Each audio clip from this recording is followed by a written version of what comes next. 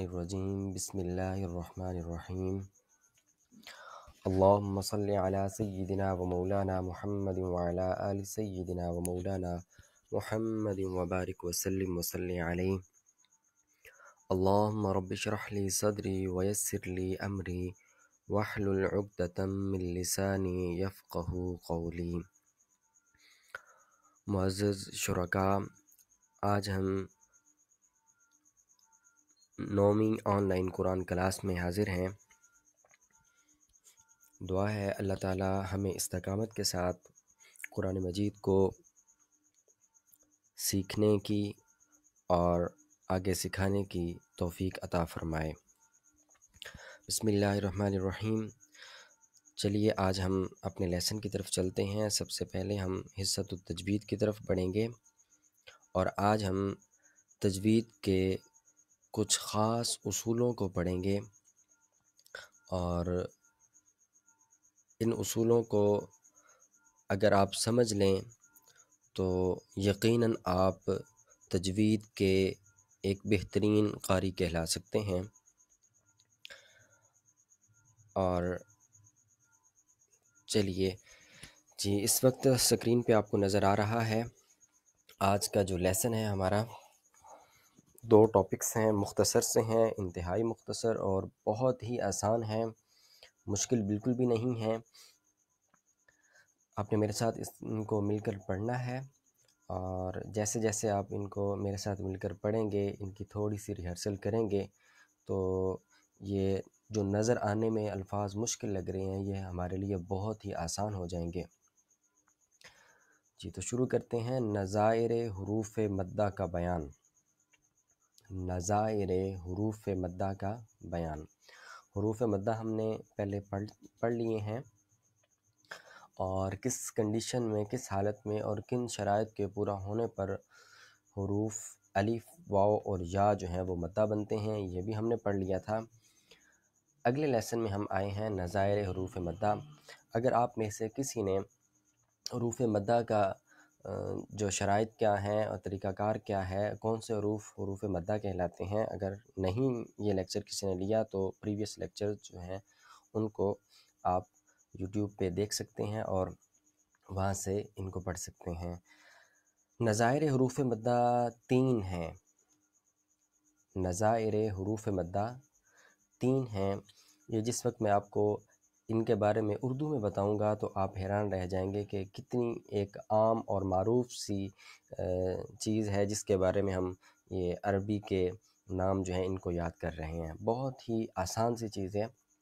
نظائر حروف مدہ 3 ہیں۔ کون کون سے ہیں؟ جی اس کو ہم مل کے پڑھتے ہیں۔ پہلا ہے واو المدیۃ الصغیرہ۔ واو المدیۃ الصغیرہ۔ واو المدیۃ الصغیرہ۔ جی یہ لفظ آپ کی زبان پہ تقریباً آ چکا ہوگا، 1-2 بار پھر مل کے پڑھتے ہیں، بالکل بھی مشکل نہیں ہے۔ واو المدیۃ الصغیرہ۔ واو المدیۃ الصغیرہ۔ جی اب اس کو تھوڑا سا انڈرسٹینڈ بھی کر لیتے ہیں۔ واو سے مراد واو ہے، المدیہ سے مراد یہ ہے کہ واو مدہ، الصغیرہ چھوٹی مد۔ واو المدیۃ الصغیرہ۔ اسی طرح سے جو دوسرا ہے نظائر حروف مدہ میں سے، وہ ہے الف المدیۃ الصغیرہ۔ دوسرا کیا ہے؟ الف المدیۃ الصغیرہ۔ پھر پڑھیے الف المدیۃ الصغیرہ۔ جی یہ لفظ بھی آپ کو پڑھنا آ گیا۔ آگے تیسرا ہے نظائر حروف مدہ میں سے یا المدیۃ الصغیرہ۔ یا المدیۃ الصغیرہ۔ یا المدیۃ الصغیرہ۔ جی تو اس طرح سے آپ کو نظائر حروف مدہ کے بیان میں، نظائر حروف مدہ 3 ہیں۔ کون کون سے ہیں؟ ابھی ہم نے پڑھے ہیں واو المدیۃ الصغیرہ، الف المدیۃ الصغیرہ، یا المدیۃ الصغیرہ۔ آئیے اب ہم آگے دیکھتے ہیں کہ واو المدیۃ الصغیرہ ہے کیا، الف المدیۃ الصغیرہ ہے کیا، اور یا المدیۃ الصغیرہ کیا ہے۔ جی ہاں، تو اب آتے ہیں واو المدیۃ الصغیرہ کی طرف کہ یہ کیا ہے اور اس کی تعریف کیا ہے۔ بہت ہی آسان ہے، آپ نے اس کو جس وقت آپ نے قاعدہ پڑھا تھا اس وقت آپ نے اس کو پڑھا ہوا تھا اور اب بھی آپ کو یہ آتا ہے، لیکن اردو کے اندر ہم اسے کسی اور نام سے پکارتے ہیں، لیکن عربی کے اندر اس کا نام کچھ اور ہے۔ علماء تجوید نے جو عربک نام اس کا رکھا ہے وہ ہے واو المدیۃ الصغیرہ، اردو میں اسے کہتے ہیں الٹا پیش۔ اردو میں اسے کیا کہتے ہیں؟ الٹا پیش۔ گویا الٹے پیش کو واو المدیۃ الصغیرہ کہتے ہیں۔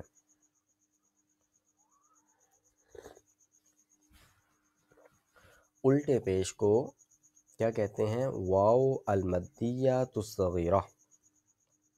الٹے پیش کو کیا کہتے ہیں؟ واو المدیۃ الصغیرہ۔ جی، آج آپ نے بھرپور میرا ساتھ دینا ہے، جو فقرہ جس طرح سے میں پڑھوں آپ نے اسی طرح میرے ساتھ مل کر اس کو پڑھنا ہے۔ جتنی آپ محنت اور پورے کنسنٹریشن کے ساتھ اور ایمانداری کے ساتھ اس کو میرے ساتھ مل کر پڑھیں گے اتنا آپ کو فائدہ ہوگا اور بہت جلد یہ لیکچر جو ہے یہ آپ کو یاد ہو جائے گا۔ جی، واو المدیۃ الصغیرہ کسے کہتے ہیں؟ واو المدیۃ الصغیرہ الٹے پیش کو کہتے ہیں۔ الٹے پیش کو تجوید میں کیا کہا جاتا ہے؟ واو المدیۃ الصغیرہ۔ واو المدیۃ الصغیرہ۔ جی، سمجھ آ گئی۔ اب بڑھتے ہیں اس کی ایگزامپل کی طرف۔ یہ نیچے ایگزامپل دی ہوئی ہے، جیسے ہے انہو، انہو، انہو۔ جی، انہو میں ہا جو ہے، نون کے بعد جو ہمیں ہا نظر آ رہی ہے اور ہا کے اوپر الٹا پیش ہے۔ ہا کے اوپر کون سی علامت ہے جہاں پہ کرسر آپ کو نظر آ رہا ہے؟ جی، یہ کون سی علامت ہے؟ یہ الٹا پیش ہے۔ تو الٹے پیش کو تجوید کے اندر کیا کہا جاتا ہے؟ واو المدیۃ الصغیرہ۔ الٹے پیش کو تجوید میں واو المدیۃ الصغیرہ کہتے ہیں۔ جی، اب آپ کو اس کی سمجھ آ گئی ہے؟ جی، ایگزامپل بھی آپ کے سامنے ہے، آپ نے سمجھ بھی لیا ہے اور بچپن سے آپ اسے پڑھتے آ رہے ہیں، بالکل بھی مشکل نہیں ہے۔ جیسے آپ نے فتح یعنی زبر، زیر اور پیش کو پڑھا، وہیں پہ آپ نے الٹے پیش کو بھی پڑھا تھا۔ تو آج ہم نے پڑھا کہ تجوید کے اندر عربک اصولوں کے مطابق جو ہے الٹے پیش کو واو المدیۃ الصغیرہ کہتے ہیں۔ کیا کہتے ہیں؟ واو المدیۃ الصغیرہ۔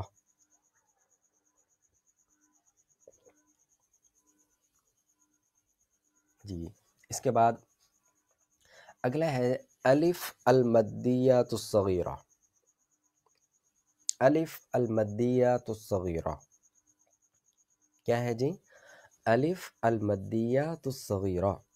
ہاں جی، الف المدیۃ الصغیرہ کسے کہتے ہیں؟ یہ بھی بالکل مشکل نہیں ہے، بہت ہی آسان ہے۔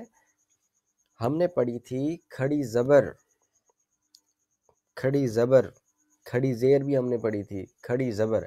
تو کھڑی زبر کو تجوید کے اندر عربی میں الف المدیۃ الصغیرہ کہتے ہیں۔ جی، میرے ساتھ مل کے اس کی ڈیفینیشن کو یاد کیجئے۔ کھڑی زبر کو تجوید میں الف المدیۃ الصغیرہ کہتے ہیں۔ کھڑی زبر کو تجوید میں، اب یہ حرف ہٹا لیتے ہیں ہم تجوید میں، ہم کہتے ہیں کہ کھڑی زبر کو الف المدیۃ الصغیرہ کہتے ہیں۔ کھڑی زبر کو کیا کہتے ہیں؟ الف المدیۃ الصغیرہ۔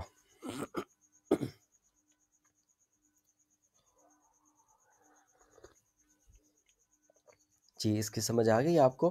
اب اس کے ایگزامپل کی طرف آگے بڑھتے ہیں۔ نیچے ایگزامپل دی ہوئی ہے، جیسے ہے مرصاہا، مرصاہا۔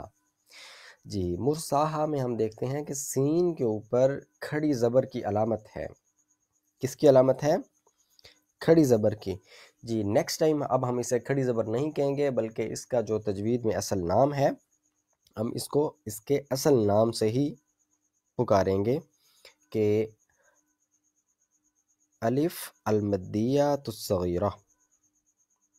الف المدیۃ الصغیرہ. جی یاد ہو گیا آپ کو؟ بالکل بھی مشکل نہیں ہے. لاسٹ جو ہم نے پڑھا تھا وہ تھا واو المدیۃ الصغیرہ، الٹے پیش کو واو المدیۃ الصغیرہ کہتے ہیں، اور کھڑی زبر کو کیا کہتے ہیں؟ الف المدیۃ الصغیرہ. اس کے بعد تیسرا نظائر حروف مدہ میں سے جو تیسرا ہے وہ کیا ہے؟ وہ ہے یا المدیۃ الصغیرہ. وہ کیا ہے؟ یا المدیۃ الصغیرہ. جی تو یا المدیۃ الصغیرہ کسے کہتے ہیں؟ یہ کہتے ہیں ہم کھڑی زیر کو. یہ کسے کہتے ہیں؟ کھڑی زیر کو کہتے ہیں یا المدیۃ الصغیرہ. کھڑی زیر کو کہتے ہیں یا المدیۃ الصغیرہ. جی اس کی ایگزامپل ہم دیکھتے ہیں، جیسے ہے مر ربہ. مر ربہ، یہ یہاں پہ ہا کے نیچے کھڑی زیر کی علامت نہیں ہے، لیکن آپ یہی ایکسپیکٹ کریں کہ اس کے نیچے کھڑی زیر کی علامت ہے، تو ہم اسے مر ربہ ہی پڑھیں گے. تو یہ ہا کے نیچے کھڑی زیر کی جو علامت ہے اسے کہا جائے گا یا المدیۃ الصغیرہ. کیا کہا جائے گا؟ یا المدیۃ الصغیرہ. کھڑی زیر کو کیا کہا جائے گا؟ یا المدیۃ الصغیرہ. تو یوں ہم نے تینوں نظائر حروف مدہ جو ہیں وہ ان کو پڑھ لیا ہے، ان کی ڈیفینیشنز کو بھی پڑھ لیا ہے، اور ان کی انڈرسٹینڈنگ بھی ہمیں ہو گئی ہے. میں ایک مرتبہ پھر سے رپیٹ کر دیتا ہوں، بہت ہی آسان سی چیز ہے. صرف ہم نے یہ چونکہ ایک نئے نام ہے تو ان کو اپنی زبان کے اوپر روانگی کے لیے ہم دوبارہ رپیٹ کر لیتے ہیں تاکہ ہمیں یہ نام اچھے سے یاد ہو جائیں. ویسے ہمیں پتہ ہے کہ واو المدیۃ الصغیرہ کسے کہتے ہیں، الف المدیۃ الصغیرہ کسے کہتے ہیں، اور یا المدیۃ الصغیرہ کسے کہتے ہیں. جی رپیٹ کرتے ہیں. واو المدیۃ الصغیرہ. ہاں نظائر حروف مدہ کتنے ہیں؟ نظائر حروف مدہ 3 ہیں. کون کون سے ہیں جی؟ واو المدیۃ الصغیرہ، یا الف المدیۃ الصغیرہ، اور یا المدیۃ الصغیرہ. یہ وہی ہیں جی واو، الف اور یا جو ہم نے حروف مدہ میں پڑھے تھے. اب یہ ان کا اگلا مرحلہ آیا ہے کہ یہ نظائر حروف مدہ کہلائے ہیں. سے مراد کیا کہ کھڑی زبر، کھڑی زیر اور الٹی پیش کی جو حالت ہے اس کو تجوید کے اندر کیا کہا جائے گا؟ تو تجوید میں ان کے جو نام ہیں وہ ہم نے پڑھے ہیں. میں پھر ایک مرتبہ رپیٹ کر دیتا ہوں. واو المدیۃ الصغیرہ الٹے پیش کو کہتے ہیں. واو المدیۃ الصغیرہ الٹے پیش کو کہتے ہیں. ٹھیک ہے، اور اس کی ایگزامپل بھی ہمارے سامنے ہے. جیسے انہو میں ہا کے اوپر الٹی پیش ہے، اسے کیا کہیں گے الٹی پیش کو؟ ہا المدیۃ الصغیرہ. اس کے بعد ہے الف المدیۃ الصغیرہ. الف المدیۃ الصغیرہ ہم کھڑی زبر کو کہتے ہیں، جیسے کہ ایگزامپل کے اندر ہم آپ کو نظر آ رہا ہے مرصاحہ. کیا لکھا ہوا ہے؟ مرصاحہ. تو اس میں سین کے اوپر جو ہے وہ یہ تھوڑا سا غلط لکھا گیا یہاں پہ. مرصاحہ یہ ہا سین کے اوپر کھڑی زبر ہے، تو ہا کی جگہ پہ یہاں پہ سین لکھا جانا چاہیے تھا. تو سین کے اوپر جو کھڑی زبر کی علامت ہے اسے کیا کہیں گے؟ الف المدیۃ الصغیرہ. کیا کہیں گے؟ الف المدیۃ الصغیرہ. اس کے بعد ہم نے تیسرا حروف نظائر حروف مدہ میں سے جو تیسرا ہم نے پڑھا تھا وہ تھا یا المدیۃ الصغیرہ. یا المدیۃ الصغیرہ میں کسے کہا جاتا ہے؟ یہ کھڑی زیر کو کہا جاتا ہے. یہ کھڑی زیر کو کہا جاتا ہے. علامت تو آپ کے سامنے ہے تو وہی کھڑی زبر اور کھڑی زیر والی ہی ہے، لیکن آپ نے اس کو کھڑی زیر کہنا ہے کہ یہ حرف کے نیچے ہوتی ہے. کھڑی زیر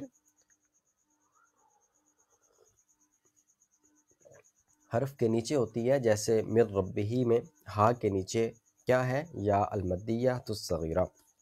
ہا کے نیچے آپ یہ ایکسپیکٹ کر لیں کہ اس کے نیچے کھڑی زیر ہے. تو اس طرح سے ہم نے آج نظائر حروف مدہ کے بیان میں تینوں کو پڑھ لیا ہے. الف المدیۃ الصغیرہ کو بھی، واو المدیۃ الصغیرہ کو بھی، اور یا المدیۃ الصغیرہ کو بھی۔ ٹھیک ہے جی، اس کی سمجھ آ گئی آپ کو؟ بہت ہی آسان تھا، مشکل بالکل بھی نہیں ہے۔ اس کے بعد اگلے اصول کی طرف ہم بڑھتے ہیں، یہ بھی ہم نے صرف یاد کرنا ہے، ابھی ہم اس کو سمجھیں گے نہیں۔ جب اس کی باری آئے گی تو اس کی پراپر ڈیفینیشن کو میں بڑی وضاحت کے ساتھ آپ کے سامنے ایکسپلین کروں گا اور آپ کو سمجھ آ جائے گی۔ نون ساکن اور نون تنوین کے قواعد کی تعداد۔ نون ساکن اور نون تنوین کے قواعد کی تعداد۔ ہم نے پیچھے پڑھا تھا کہ تجوید کے اندر نون ساکن اور نون تنوین کا جو ہے وہ بہت زیادہ عمل دخل ہے، بلکہ یوں کہہ سکتے ہیں کہ 80% تجوید کے جو رولز ہیں وہ انہی کے گرد گھومتے ہیں، نون ساکن اور نون تنوین کے قواعد کے گرد۔ جی، تو نون ساکن اور نون تنوین کے قواعد کی تعداد کتنی ہے؟ نون ساکن اور نون تنوین کے قواعد کی تعداد 4 ہے۔ کتنی تعداد ہے؟ 4 ہے۔ نون ساکن اور نون تنوین کے قواعد کی تعداد 4 ہے۔ پھر رپیٹ کر لیں، نون ساکن اور نون تنوین کے قواعد کی تعداد کتنی ہے؟ 4 ہے۔ ٹھیک ہے جی، اچھا آئیے اب ہم ان 4 قواعد کو پڑھتے ہیں اور ان کے ناموں کو زبانی یاد کرنے کی کوشش کرتے ہیں۔ آپ میرے ساتھ مل کر جو ہے وہ ان کو پڑھیے گا۔ تو پہلا جو ہے ان میں سے 4 قواعد میں سے پہلا جو قاعدہ ہے وہ ہے اظہار کا۔ وہ کس کا ہے؟ اظہار کا۔ یہ پہلے کو ہم کیا پڑھیں گے؟ اظہار، اظہار، اظہار۔ یہ آپ نے پڑھا ہوگا نا، عام طور پہ کسی کو اپنی کسی خاص کنڈیشن کا اظہار کرنا یا ایکسپوئر سے وضاحت کرنا، تو اس کو یہ اظہار، وہ اظہار اور ہے، یہ اظہار اور ہے۔ اگرچہ اس اظہار میں بھی یوں ہی ہے کہ نون ساکن اور نون تنوین کو ہم دیکھا جائے گا کہ کس کنڈیشن کے اندر اس کی آواز کو فقط غنّے کو ہم نے فقط ظاہر کرنا ہے، اظہار کرنا ہے۔ خیر، اس کی جب آگے وضاحت آئے گی تو میں آپ کو بتاؤں گا۔ تو آپ یہ اس نام کو یاد کر لیں۔ پہلا کیا ہے؟ اظہار، اظہار۔ دوسرا کیا ہے؟ دوسرا ہے ادغام۔ دوسرا قاعدہ کون سا ہے؟ ادغام۔ پھر بولیے، ادغام۔ اور تیسرا قاعدہ جو ہے اسے کہا جاتا ہے اقلاب، اقلاب۔ پھر پڑھیے، اقلاب۔ اظہار، ادغام، اقلاب۔ اس کے بعد چوتھا جو ہے اسے کہا جاتا ہے اخفاء۔ کیا کہا جاتا ہے؟ اخفاء۔ پھر بولیے، اسے کیا کہا جاتا ہے؟ اخفاء۔ جی، اب ہم ان کو یاد کرنے کی کوشش کرتے ہیں، بالکل اسی طرح جس طرح بچے اپنا لیسن یاد کرتے ہیں۔ آج پھر ہم ایک مرتبہ بچے بن کے اپنے لیسن کو یاد کرتے ہیں۔ تو نون ساکن اور نون تنوین کے قواعد کی تعداد کتنی ہے؟ 4 ہے۔ نون ساکن اور نون تنوین کے قواعد کی تعداد کتنی ہے؟ 4 ہے۔ تو وہ 4 کون کون سے ہیں؟ آئیے اب ہم ان کو یاد کرتے ہیں۔ اظہار، ادغام، اقلاب، اخفاء۔ جی، وقفے سے آپ بھی پڑھتے رہیے۔ اظہار، ادغام، اقلاب، اخفاء۔ اظہار، ادغام، اقلاب، اخفاء۔ پھر دوبارہ ہم پڑھتے ہیں، اظہار، ادغام، اقلاب، اخفاء۔ جی، اب ہم دو دو کو آپس میں ملا کے پڑھتے ہیں اور یاد کرتے ہیں۔ اظہار، ادغام، اظہار، ادغام، اظہار، ادغام، اقلاب، اخفاء، اقلاب، اخفاء، اقلاب، اخفاء۔ پھر پڑھیے، اظہار، ادغام، اقلاب، اخفاء، اظہار، ادغام، اقلاب، اخفاء،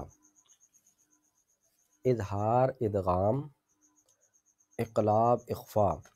یقین جانیے اگر آپ جب ہم ان کی آگے ڈیفینیشن پڑھیں گے اور پھر ان کی وضاحت اور پھر ان کی آگے اقسام کو جب ہم پڑھیں گے تو یہ 4 بنیادی چیزیں جب آپ کو آ جائیں گی تو آپ تجوید کے قاری بن جائیں گے، آپ تجوید کے قاری بن جائیں گے۔ آپ کو پتہ ہوگا کہ میں نے کہاں پہ اظہار کرنا ہے، کہاں پہ ادغام کر رہے ہیں، ادغام کون سا ہے، پھر کہاں پہ اقلاب کرنا ہے، اخفاء کی کون سی حالت ہے، کہاں پہ اخفاء کرنا ہے۔ جب یہ چیزیں آپ کو آ جائیں، یہی تو ساری کی ساری تجوید ہے، بالکل بھی مشکل نہیں ہے۔ ہم اپنی منزل کے بالکل قریب پہنچ چکے ہیں اور بہت جلد ہم اس کو انشاءاللہ حاصل بھی کر لیں گے۔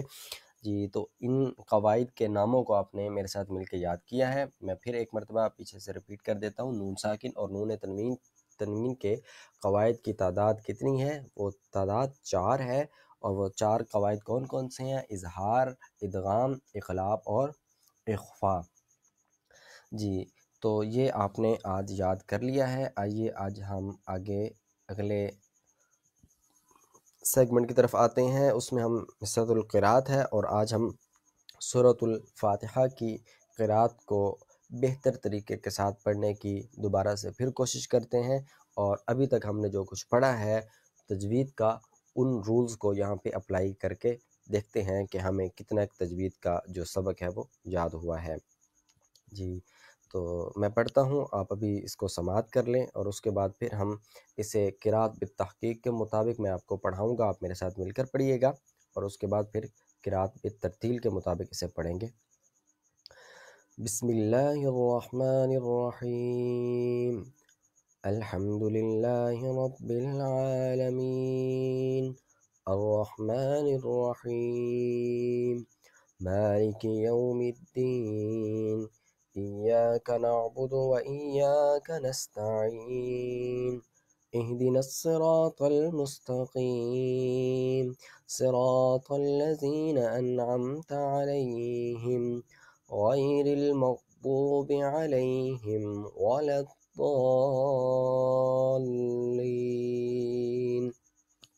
جی تو یہ آپ نے سورۃ الفاتحہ کی قراءت کو سماعت کیا۔ آئیے اب ہم اس کے اوپر تجوید کے جتنے رولز پڑھے ہیں ان کو اپلائی کرتے ہیں۔ بسم اللہ الرحمن الرحیم، الحمد للہ رب العالمین۔ جی ابھی آج ہی کے لیکچر میں ہم نے پڑھے تھے نظائر حروف مدہ، ان میں سے ایک جو ہے ہمیں اس آیت کے اندر 2 جگہ پہ نظر آ رہا ہے۔ جی 2 جگہ پہ ہمیں ایک نظائر حروف مدہ میں سے ایک ہمیں نظر آ رہا ہے، الف المدیہ الصغیرہ، یعنی کہ کھڑی زبر الف المدیہ الصغیرہ میں کہاں نظر آ رہا ہے؟ ایک تو للہ، اس میں اللہ، اس کو اس میں جلالت بھی کہا جاتا ہے، اس میں اللہ کے اوپر الف المدیہ الصغیرہ کی علامت نظر آ رہی ہے، اور دوسرا رب العالمین کے عین کے اوپر ہمیں الف المدیہ الصغیرہ کی علامت نظر آ رہی ہے۔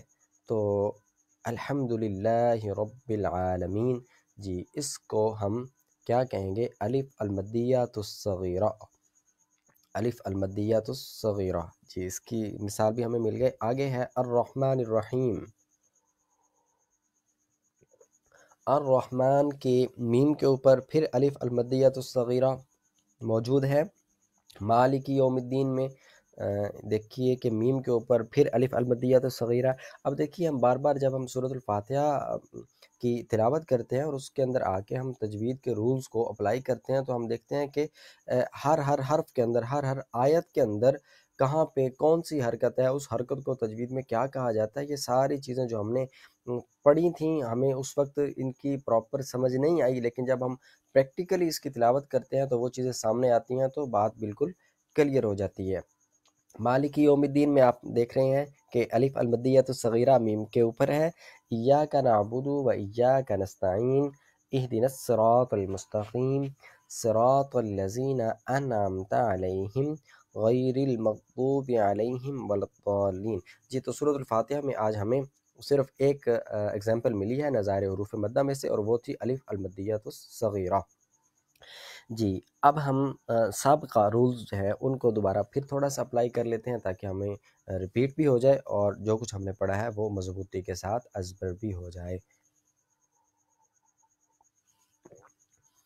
جی الحمدللہ رب العالمین، الف ہم نے پڑھا، یہ الف نہیں ہے چونکہ اس کے اوپر حرکت ہے۔ الف کیا ہوتا ہے تجوید کے اندر؟ الف خالی از حرکت ہوتا ہے، تجوید کے اندر الف خالی از حرکت ہوتا ہے، یعنی اس کے اوپر کوئی حرکت نہیں ہوتی ہے۔ تو ہم اس کو کیا کہیں گے؟ یہ حمزہ ہے۔ اگر الف کے اوپر حرکت آ جائے تو وہ الف نہیں رہتا بلکہ حمزہ ہو جاتا ہے، ٹھیک ہے؟ تو اب ہم دیکھتے ہیں، اس کے بعد لام ہے، پھر اس کے بعد ہا ہے، میم ہے، دال ہے۔ تو الف کے اوپر یوں کہہ سکتے ہیں کہ حمزہ کے اوپر جو ہے وہ حالت فتح ہے، تو اس کو کیا کہیں گے؟ حمزہ کو حمزہ مفتوح کہیں گے۔ اس کو کیا کہیں گے؟ مفتوح کہیں گے۔ لام ساکن ہے تو لام کو کیا کہیں گے؟ لام ساکن ہے، سکون کی علامت ہے تو اسے ساکن کہیں گے۔ ہا کے اوپر پھر زبر ہے تو ہا کو کیا کہیں گے؟ ہا مفتوح، ہا مفتوح ہے۔ للہ میں آپ دیکھتے ہیں کہ لام کے نیچے زیر ہے، اور دوسرا ہم یہ دال کے اوپر ہم نے پڑھا کہ دال کے اوپر دمہ ہے، تو دال کیا کہلائے گا؟ دال مدموم کہلائے گی۔ اور للہ کی لام کے نیچے کسرہ ہے تو یہ لام کیا کہلائے گا؟ یہ لام مکسور کہلائے گا۔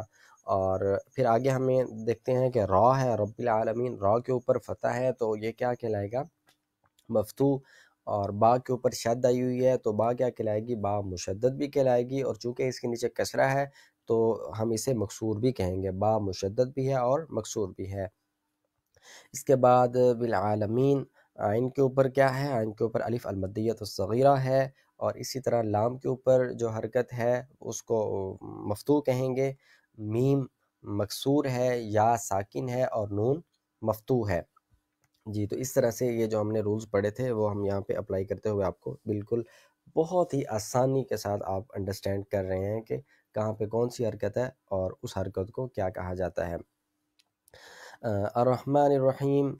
اچھا، اب ہم آتے ہیں آگے حروف مدہ کی طرف اور دیکھتے ہیں کہ یہاں پہ حروف مدہ کہاں کہاں پہ کھڑے ہیں۔ الحمدللہ رب العالمین۔ ہم نے حروف مدہ پڑھے تھے، حروف مدہ 3 ہے، الف، واو اور یا۔ اور الف، واو اور یا یہ کس کنڈیشن کے اندر مدہ ہوتے ہیں؟ ان تینوں کے اندر پہلی کنڈیشن یہ تھی جو سب کے اندر کامن ہے، وہ ہے کہ یہ حالت سکون میں ہوں، یعنی ان کے اوپر جزم کی علامت ہوگی تو یہ ساکن ہوں گے، اور لیکن ساتھ میں دوسری شرط کا ہونا ضروری ہے۔ دوسری شرط کیا؟ کہ الف تب مدہ ہوگا جب الف ساکن ہو اور اس کے ماقبل مفتوح ہو۔ واو تب مدہ ہوگی جب واو ساکن ہو اور ماقبل مضموم ہو، اور یا تب ساکن ہوگی جب یا تب مدہ ہوگی جب یا ساکن ہو اور اس کے ماقبل مکسور ہو۔ جی، تو یہ 3 شرائط ہیں۔ ان شرائط کے اوپر ہم دیکھتے ہیں کہ الحمدللہ رب العالمین کے اندر ہمیں عالمین کی یا جو ہے وہ نظر آ رہی ہے کہ وہ یا ساکن ہے اور اس کے ماقبل مکسور ہے، لہٰذا یہ یا جو ہے یہ یا مدہ ہے۔ الرحمن الرحیم، الرحمن الرحیم میں ہم دیکھتے ہیں کہ یا ساکن ہے اور ماقبل مکسور ہے، لہٰذا یہ یا بھی یا مدہ ہے۔ مالکی میں ہم دیکھ رہے ہیں میم کے اوپر الف المدیۃ الصغیرہ ہے۔ مالکی یوم الدین میں جی یوم الدین ہم دیکھتے ہیں کہ واو ساکن ہمیں مل گئی ہے اور اس کے ماقبل مفتوح ہے۔ یا مدہ، واو مدہ کا جو قاعدہ تھا وہ یہ تھا کہ واو ساکن ہوگی اور ماقبل مضموم ہوگا۔ یہاں پہ ہمیں واو ساکن تو مل رہی ہے مگر اس کے ماقبل مضموم نہیں مل رہا، لہٰذا یہ واو مدہ نہیں ہے۔ جی، تو پھر یہ کیا ہے؟ لاسٹ لیکچر کے اندر ہم نے پڑھا تھا کہ 2 حروف ایسے ہیں جو کہ حروف لین کہلاتے ہیں، حروف لین کہلاتے ہیں۔ وہ کون کون سے ہیں؟ وہ ہیں واو اور یا، واو اور یا۔ تو اب ہم دیکھتے ہیں کہ حروف لین کا قاعدہ کیا تھا۔ حروف لین کا قاعدہ یہ تھا کہ واو اور یا دونوں پہلی شرط کے مطابق ساکن ہوں گے، اور دوسری شرط کیا ہے کہ واو اور یا یہ ان کے ماقبل ہمیشہ مفتوح جب ہوگا تو یہ حالت لین کے اندر آئیں گے۔ کون سی حالت میں آئیں گے؟ حالت لین کے اندر آئیں گے۔ تو ہم دیکھتے ہیں کہ مالکی یوم الدین کے اندر واو ساکن ہے اور ماقبل اس کے مفتوح ہے، لہٰذا اس کے اوپر یہ جو واو ہے یہ کون سی واو کہلائے گی؟ یہ واو لین کہلائے گی۔ یوم الدین کے اندر ہم دیکھتے ہیں کہ یا ساکن ہے اور ماقبل مکسور ہے، لہٰذا یہ یا جو ہے وہ یا مدہ ہے۔ ایاکا کے اندر ہمیں نظر آ رہا ہے کہ الف جو ہے وہ خالی از حرکت ہے، اس کے اوپر کوئی حرکت نہیں ہے، یہ الف ساکن ہے اور اس کے ماقبل مفتوح ہے، لہٰذا یہ الف جو ہے وہ الف مدہ ہے، یا کا نعبد و ایاک نستعین، و ایاک کے اندر پھر الف مدہ ہے کیونکہ اس کے ماقبل مفتوح ہے اور الف ساکن یا خالی از حرکت ہے۔ نستعین، نستعین کی یا ہمیں پھر جو ہے وہ مدہ نظر آ رہی ہے کیونکہ یہ ساکن ہے اور اس کے ماقبل مکسور ہے۔ اہدنا، اہدنا الصراط، اگر ہم اکیلا اہدنا پڑھیں تو الف مدہ ہے، اگر ملا کر پڑھیں تو پھر الف مدہ نہیں پڑھا جائے گا، ڈائریکٹ یہ حرکت جو ہے وہ آگے صاد کے اوپر اثر کرے گی۔ اہدنا الصراط المستقیم، صراط المستقیم جو ہے یہ صراط را کے آگے الف لکھا ہوا ہے اور یہ خالی از حرکت ہے، ساکن ہے، اس کے ماقبل کیا ہے؟ مفتوح ہے، لہٰذا یہ الف کیا کہلائے گا؟ الف مدہ کہلائے گا۔ جی تو کافی حد تک آپ کو سمجھ آ گئی ہے۔ آگے کیا ہے جی؟ المستقیم، مستقیم کے اندر ہم دیکھتے ہیں کہ یا ساکن ہے اور اس کے ماقبل کیا ہے؟ مکسور ہے، تو یہ یا بھی یائے مدہ کہلائے گی۔ آگے ہے صراط الذین، صراط الذین، صراط الذین کے اندر الف جو ہے وہ مدہ ہے، الذین زینہ کے اندر ہم دیکھتے ہیں کہ یہ یا جو ہے وہ ساکن ہے، ماقبل مکسور ہے، لہٰذا یہ یا جو ہے وہ یائے مدہ کہلائے گی۔ آگے ہے انعمتا، انعمتا، یہاں پہ آج جو کچھ ہم نے پڑھا ہے نا، اظہار، ادغام، اخفاء اور اقلاب، ان میں سے یہاں پہ کچھ قواعد جو ہیں وہ لاگو ہو رہے ہیں، چونکہ ابھی ہم نے ان کی ڈیفینیشن کو نہیں پڑھا، لہٰذا جب ہم اس کو پڑھیں گے تو ہم اس کی سمجھ آ جائیں گی۔ انعمتا علیہم، علیہم میں ہم دیکھتے ہیں کہ یا ساکن ہے، ما قبل مکسور نہیں ہے، مفتوح ہے۔ جی یا ساکن ہو، ما قبل مفتوح ہو تو پھر وہ یا کیا کہلائے گی؟ یا ساکن ہو اور اس کے ماں قبل مفتوح ہو تو وہ یا کیا کہلائے گی؟ یائے لین کہلائے گی، یا مدہ نہیں بلکہ یائے لین کہلائے گی۔ تو علیہم کی یا جو ہے وہ یائے لین ہے۔ آگے ہے غیر ال، غیر ال کے اندر آپ دیکھیے تو یہی قاعدہ دوبارہ پھر ریپیٹ ہو رہا ہے کہ یا ساکن ہے اور اس کے ماں قبل مفتوح ہے، لہٰذا اس یا کو ہم یائے لین کہیں گے۔ مغضوبی کے اندر ہمیں واو جو ہے وہ ساکن نظر آ رہی ہے اور ما قبل اس کے مضموم ہے، لہٰذا واو مدہ پوری ہوتی نظر آ رہی ہے۔ واو مدہ کا قاعدہ کیا تھا؟ واو ساکن ہوگی اور اس کے ما قبل مضموم ہوگا، تو یہ دونوں چیزیں مغضوبی کے اندر ہمیں پوری ہوتی نظر آتی ہیں، تو یہ واو مدہ ہے۔ علیہم، علیہم میں آپ دیکھیے کہ یہاں پہ یا ساکن ہے اور ما قبل مفتوح ہے، لہٰذا یہ یا کیا کہلائے گی؟ یائے لین کہلائے گی۔ آگے ہے ولضالین، ولضالین میں جو ہے الف مدہ، الف ساکن ہے اور آگے اس کے ما قبل مفتوح ہے، لہٰذا یہ اس کو ہم الف مدہ کہیں گے۔ آگے لین کے اندر ہم دیکھتے ہیں کہ یا ساکن ہے اور اس کے ما قبل مکسور ہے، لہٰذا یہ یا بھی یائے مدہ ہے۔ تو اس طرح سے اب تک جتنے ہم نے تجوید کے رولز کو پڑھا تھا وہ سارے کے سارے ہم نے سورۃ الفاتحہ کے اوپر اپلائی کر کے دیکھ لیا ہے، اور ہم دیکھتے ہیں کہ ہر آیت کے اندر ہر حرف کے اوپر تجوید کا کوئی نہ کوئی اصول جو ہے وہ لگ رہا ہے، چونکہ تجوید کا موضوع ہی حروف قرآنی ہیں، حروف تہجی ہیں، لہٰذا ہر حرف کے اوپر تجوید کی کون سی کیفیت ہے، تجوید کا کون سا رول لگ رہا ہے، کون سا لا یہاں پہ اپلائی ہو رہا ہے، تو اس کی ہمیں بہت ہی اچھے طریقے سے یہاں پہ سمجھ آ رہی ہے، یقیناً آپ کو بھی بہت سمجھ آئی ہوگی۔ تو آج کے لیکچر کو ہم ختم کرتے ہیں اسی کے اوپر۔ آج ہم نے کیا پڑھا ایک مرتبہ پھر میں آپ کو یاد دلا دیتا ہوں۔ نظائر حروف مدہ کا بیان ہم نے پڑھا ہے، اور نظائر حروف مدہ 3 ہیں: واو المدیۃ الصغیرہ، الف المدیۃ الصغیرہ، یا المدیۃ الصغیرہ۔ معروف نام کیا تھے؟ الٹا پیش، کھڑی زبر اور کھڑی زیر۔ الٹا پیش اگر ہو تو اسے ہم کیا کہیں گے؟ واو المدیۃ الصغیرہ۔ اس کی ایگزامپل بھی ہمیں سامنے نظر آ رہی ہے، جیسے انہو کے اندر ہا کے اوپر الٹی پیش ہے۔ الف المدیۃ الصغیرہ کھڑی زبر کو کہتے ہیں، جیسے مرسا ہا کے اندر سین کے اوپر کھڑی زبر ہے، تو اس سے ہم کیا کہیں گے؟ الف المدیۃ الصغیرہ۔ کھڑی زیر کو یا المدیۃ الصغیرہ کہتے ہیں، اور اس کی ایگزامپل بھی ہے، جیسے من ربہ، من ربہ کے اندر یہ ہا کے نیچے کھڑی زبر آپ ایکسپیکٹ کر لیں، اس کے نیچے کھڑی زیر ہے، تو اس سے کیا کہا جائے گا؟ یا المدیۃ الصغیرہ۔ بالکل بھی مشکل نہیں ہے، بہت ہی آسان چیز ہے۔ آگے ہم نے پڑھے ہیں نون ساکن اور نون تنوین کے قواعد کی تعداد۔ نون ساکن اور نون تنوین کے قواعد کی تعداد کتنی ہے؟ وہ ہے 4۔ وہ کون کون سے قواعد ہیں؟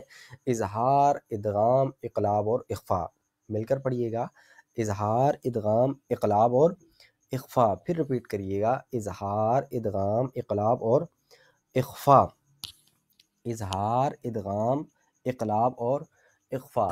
تو یہ 4 جو ہیں وہ قواعد ہیں نون ساکن اور نون تنوین کے، ان کے نام آپ نے زبانی یاد کر لیے، تو انشاءاللہ اگلے لیکچرز کے اندر ہم ان کی وضاحت بھی کریں گے۔ اب تک جو ہم نے پڑھا ہے اس کی آپ کو یقیناً سمجھ آ گئی ہے۔ اس کے بعد پھر ہم نے سورۃ الفاتحہ کی قرات کی، اور قرات کے اندر اب تک جتنے بھی تجوید کے رولز کو ہم نے پڑھا ہے ان کو ہم نے اپلائی کیا، اور ان کی پریکٹیکل کنڈیشن کو ہم نے دیکھا، تو ہمیں سمجھ آ گئی کہ واقعی یہ تو بہت ہی آسان ہے۔ تو اللہ تعالیٰ آپ کو اس ساری تلاوت کرنے کا، اس محنت کا، ہم سب کو اس کا اجر دے، اور استقامت کے ساتھ اس کو پڑھنے کی توفیق عطا فرمائے۔ اگر آپ کو اس لیکچر کے اندر کسی بات کی کوئی سمجھ نہیں آئی تو آپ مجھے کومنٹ کے اندر پوچھ سکتے ہیں۔ اس کے علاوہ وہ الفاظ جو ہم نے اس لیکچر کے اندر استعمال کیے، اگر آپ کے لیے نئے تھے تو آپ ہمارے پریویس لیکچرز کو سنیے، تو وہاں پہ آپ کو اس کی وضاحت مل جائے گی۔ جی، تو اس کے ساتھ ہی آج کی کلاس کو ہم ختم کرتے ہیں، اختتام کی طرف چلتے ہیں۔ وآخر دعوانا الحمدللہ رب العالمین۔ بیسٹ آف لک۔ السلام علیکم ورحمۃ اللہ وبرکاتہ۔ انشاءاللہ ملتے ہیں اگلی کلاس میں۔